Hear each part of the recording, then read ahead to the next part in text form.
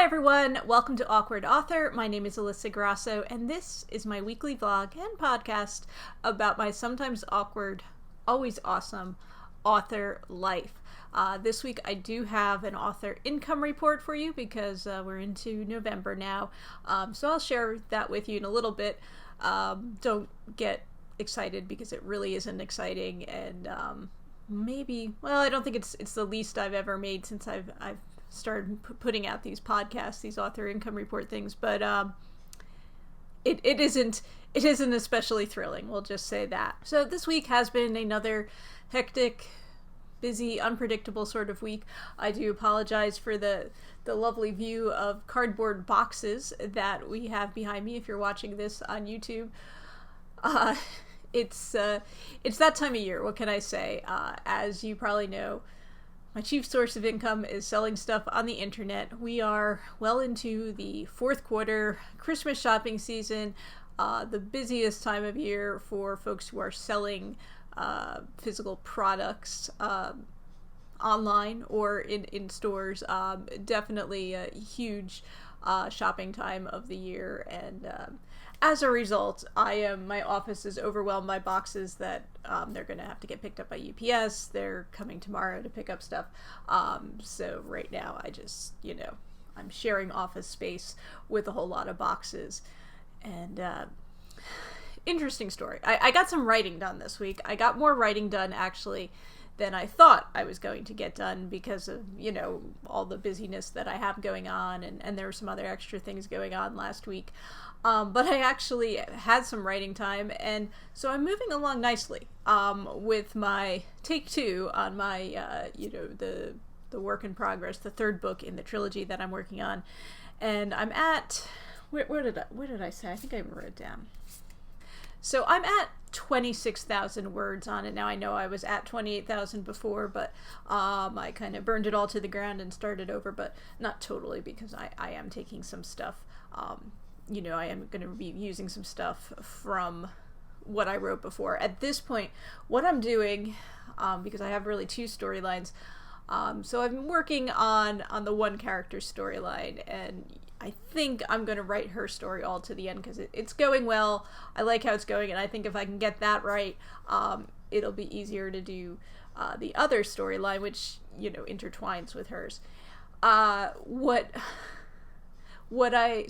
this point, I think I'm going to write hers all the way to the end. So I'm now just writing new stuff. I've already, gotten past the point in the manuscript that I'd written to before. So pretty much, everything that I'm writing about her is new. So I won't be pulling in any more from her story. And then once I get into the other storyline, the other character storyline, there's a few things that I wrote before that I'll be able to, use as well. So I'm very happy with my progress. We'll just say that. Now, the reason I was able to make more progress is just because of the unpredictableness of things. I know I'm going to sound a little, woo-woo here, but I don't know how you feel about, like, signs from the universe, but I don't know. I feel like, the universe has been speaking to me lately, and loud and clear, very dramatically, I think. I don't know what else to say. So usually, I have a pretty set schedule each week. There are some changes to it. There were some changes to it last week for various reasons. But I record these every Tuesday, put them out every Wednesday. I have certain things that I do routinely every week. And one thing that I generally routinely do each week is that Fridays are the day that I work on getting all the stuff that I'm going to ship off to Amazon that week listed. I've been doing this for a long time. It works out for me that's a good day to do that, get that done.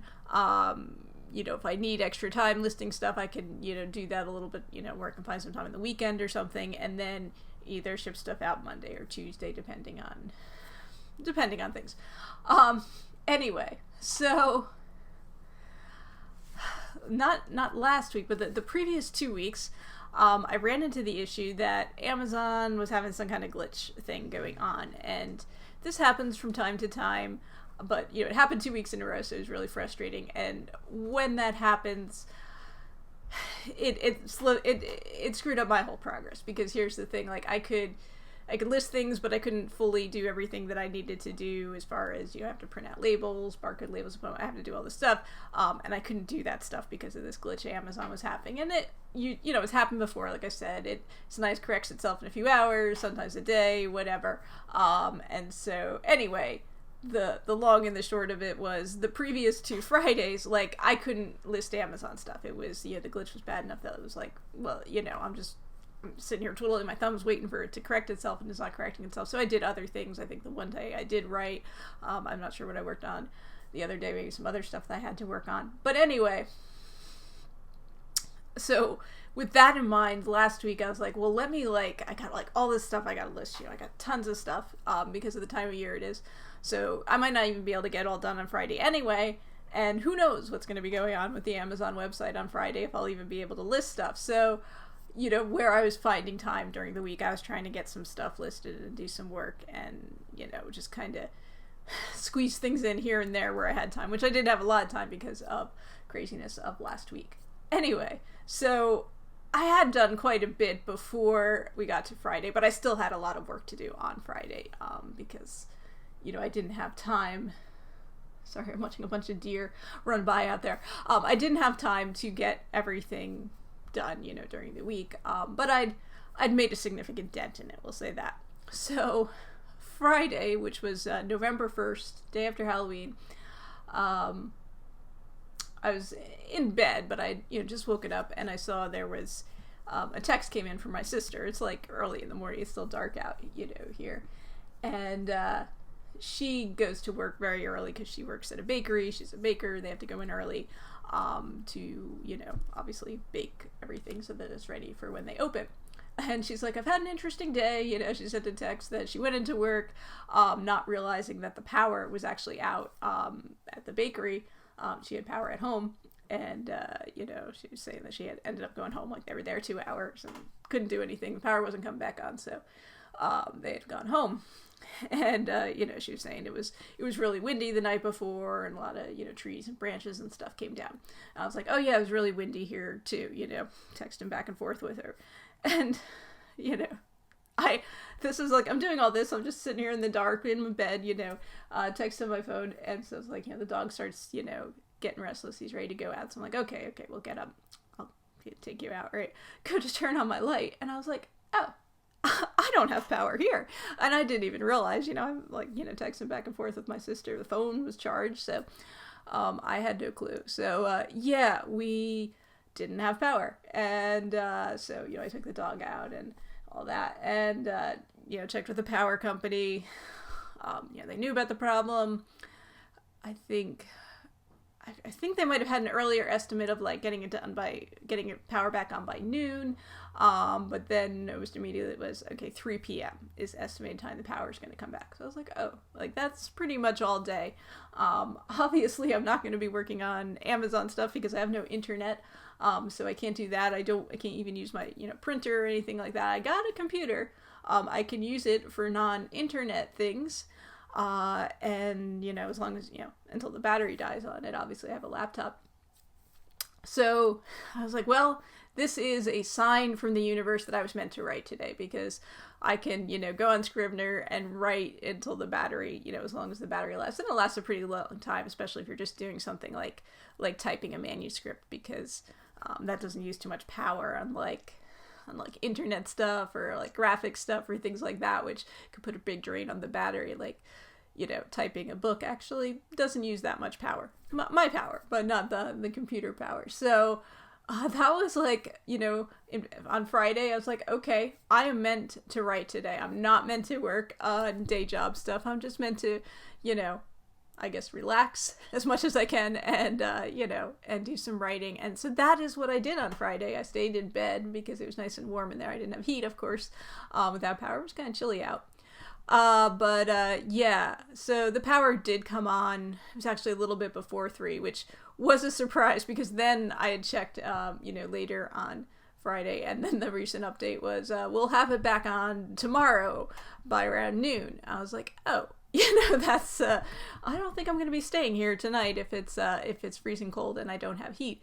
So I was already planning on staying at my boyfriend's, but then the power came on just before 3, so that was nice, which was good because that was about when my battery charge was getting kind of low there. So I actually plugged the computer back in, made myself some hot tea because I couldn't do that either without power, and then sat down and did a little more writing here at my desk. So that was most of the writing that I did this week because obviously, after that I did have to actually get done this other work. So I did stuff over the weekend and yesterday. Did a little bit of writing yesterday too.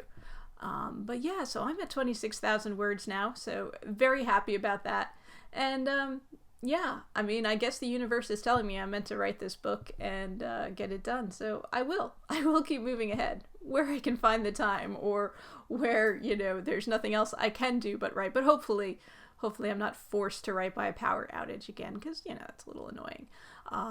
But anyway, yeah, that was my experience this week.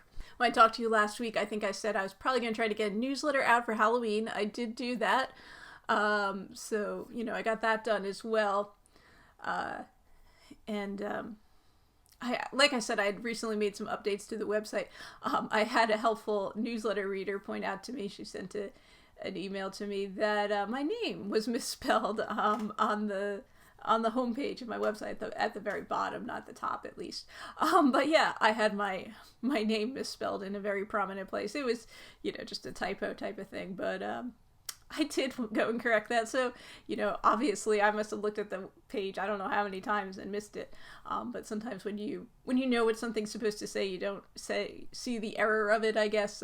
That's why it's always good for anything to have, another set of eyes look at things, whether it's a professional or just someone or even a reader, like a helpful newsletter subscriber. So that was nice. that I found out about that, was able to correct that, and so thank you. But anyway, I did promise you an author income report, so let's get to that. Like I said, not much going on, not a whole lot going on here. It's once again going to be another month where I'm just talking about the earnings coming in. This is all really passive income at this point because I'm not doing any marketing, which is why I didn't make very much money. But anyway, once again, almost all my income came from Amazon, and my total, ebook sales were $46.16 from Amazon, and then I did have some paperback income too. That's $5.43, for a total of $51.59 from Amazon. And then I actually sold a book through iBooks on Apple, so I made $1.40 from that. That was just my novella In the Bag, which I think that's priced at $1.99. I think that's what that ebook is priced at. So I made $1.40 on that. So my total income for the month of October 2019, my total author income, obviously I made more than this in the month, thankfully.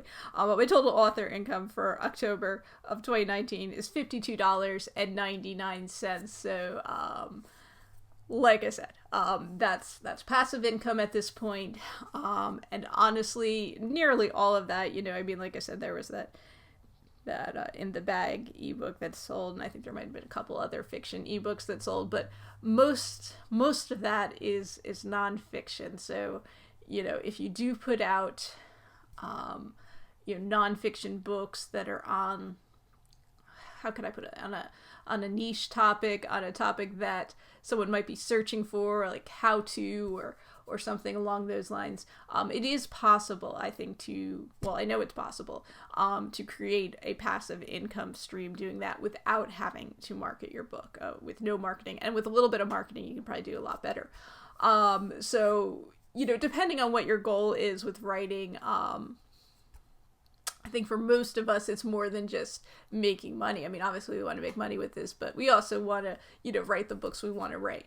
But something to think about if you are here looking to, create an income stream from your books, definitely consider, nonfiction, evergreen topics would be good, as opposed to topics that become dated. Like I have an Etsy book, and Etsy's website has changed I don't know how many times since that book came out. There's been recent changes this year about how they handle shipping costs and stuff like that for sellers. So the book it's become dated at this point. There's some stuff in that book that no longer is true, I guess. But the general gist of it is still good. So I haven't pulled it, from sale, which might be what I have to do at some point. But the basics still apply to anyone trying to sell vintage items on Etsy. But that's like a very specific topic, and so I do, generate some income from that without having any marketing going right now. And I know even when I was marketing, that was an easier book as far as Amazon ads go. I don't know about other ads, but I know with Amazon ads, which is what I ran for that book, I had some good ones going. Like I had a good ad going for that, and it was a profitable ad. Unfortunately, that was like the old ad type that Amazon had, and they changed their advertising platform, and I was never able to get another ad working like that one was, so that was a bummer there. But there is, I don't want to say it's easier, but in some ways it's easier to make money with nonfiction. Not all nonfiction, but nonfiction on a topic where someone might be searching for it, looking for information like a how-to or something, informational. I think there is the potential to have income without having to do any marketing. So something to consider. Doesn't mean them saying, go out, scrap that novel you're writing and put nonfiction stuff out there, because obviously, I'm working on fiction now. I'm not working on any nonfiction, because it's what I want to do. And I think there is potential to make money with fiction too, or I wouldn't be doing it. But, it's a little bit different. It's definitely different. And I think unless you're already a household name, you do have to do marketing in order to get your books out there, because I can see that. Like I still have sales coming in on nonfiction stuff. I don't have really barely, just a trickle of sales on my fiction without any marketing. And so, yeah, that's just my 2 cents on it. And I've said all that before, I think, so I'm just kind of repeating myself, but just what I see, the evidence that I see month after month as I do these income reports. Obviously, my primary goal right now is getting these 3 books done, this trilogy done, and getting that out there. And I need to make marketing a focus, with my author business, we'll call it, because it is a business. It is something I want to do. And right now, the reason I haven't been doing marketing is because I do feel that having some kind of series or trilogy or whatever is definitely an easier prospect to market than standalone books. Now, there are authors who have done really well marketing standalone fiction, so I don't want to knock it. But for me, I think I'm going to try the series thing. We'll see how it goes. And I will be reporting to you all along the way on how it goes. So that'll be interesting to see. But I definitely need to work on making marketing a focus. And I haven't really considered... one thing I think I might try to do, although this is a really bad year to do it, only because... the advertising markets are very competitive right now because, like I said, it's a busy shopping time of year. So everybody that's, also trying to sell products online is advertising heavily. And I think even if you're trying to advertise books, which aren't as heavily marketed as far as like, that's something people usually buy for themselves as opposed to buy for a gift, especially when we're talking about ebooks. So like the Christmas shopping thing doesn't really affect those sales as much as it does like other products. Like, there's a seasonal nature to everything, obviously. If you're selling, charcoal grills, you probably aren't going to sell as many in December as you're going to sell in like May. But, if you're selling Barbies or something, you're going to sell a lot more Barbie dolls in, November and December, than you're going to sell in June. And then you're probably going to sell the whole rest of the year, just the way things go. And so, but overall, just in terms of retail dollars being spent, this is such a big time of year, and so there's a lot more competition as far as advertising goes. And I think some of that'll carry over to, when you're talking about like auction type style ads and the cost per click and stuff like that. I think this time of year you're probably going to pay a higher rate. And so if you are an author trying to market your books, may not be the best time of year to try to judge how much things are going to cost, unless it's like specifically, a book venue, like something like BookBub or something. We were paying for a BookBub ad. I don't know that those ads would be, more expensive, more competitive in, say, November and December. But if you're talking about like Facebook ads or even Amazon ads, I think the rates will probably be a little bit higher in November and December. So that might not give you as accurate a picture of things that if you were advertising your book in, like, say, January or February or something. So yeah, even though I want to make marketing a focus, A, I'm busy, very busy this time of year, and B, I think maybe it's not really the right time of year to try to test some things out. So I'll probably wait to the new year for that. And hopefully, as we're getting into the new year, I don't know about January, but maybe February, I will be starting to, publish these books. So yeah, I want to try to figure some things out before I get these books published, even though I think the main thrust of my marketing is going to be focusing on marketing that first book in the series, in the trilogy, and then seeing how things go from there. But I'd like to, play around with some things first, so I'm not, going into it completely blind. So I don't know. Those are just some thoughts and some things I need to really think about a little bit more. But I'll have to see how that goes. But I think maybe, post-Christmas, January might be a really good time to market books, especially if people have money to spend. They got gift cards from Amazon or wherever. They have maybe a new Kindle or, new e-reader or whatever. So something to consider, I guess, as authors. I don't know, I don't have any data on this. This is just me thinking about things off the top of my head, but something to think about, I guess.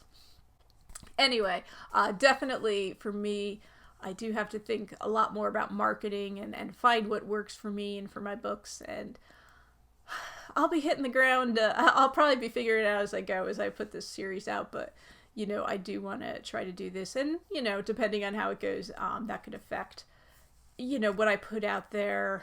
Not necessarily next, because my thinking is that I'm going to put out this trilogy. And, try to market, like I said, heavily the first book of the trilogy. But I really, I have a love for standalone books. I have a lot of ideas for standalone books. So my plan is actually to put out the trilogy, and then, my next 3 books that I'm thinking of putting out would be all standalones. So I don't know, I might realize that's a mistake and change course, but we'll see. Looking forward, obviously I don't have it all figured out. That's just kind of me spitballing and, some ideas I have off the top of my head. And then, probably I have an idea for like an ongoing series I'd like to do, but I think first I got to figure out some marketing, both for the standalones and for, that trilogy that I'm going to put out. So yeah, that is all there is to tell about my awkward and awesome author life this week. And I hope you are doing well. I hope the power stays on here. I hope the power stays on for you.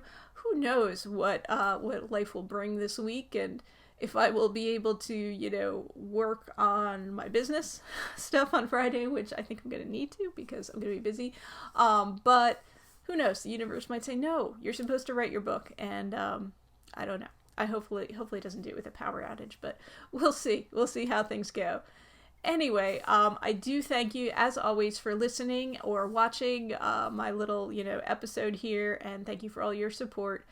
I will be back again next week with a new episode, so have a great week, everyone. Happy writing, happy reading, and hopefully you're one of those people that don't mind the changing of the clocks here, because I know a lot of people that stresses them out. I actually don't mind. I get up kind of early in the morning, so I do appreciate it being light out in the morning. I don't like eating my breakfast in the dark. I don't mind eating dinner in the dark. I don't mind, when it gets dark at 5 o'clock. That doesn't bother me, but I I like when it's light out in the morning, I guess. So that's my thing. But I know I'm in the minority there, so I do apologize to all of you who are wishing that daylight savings time was still going on. But anyway, I will catch up with you guys all again next week. See you soon.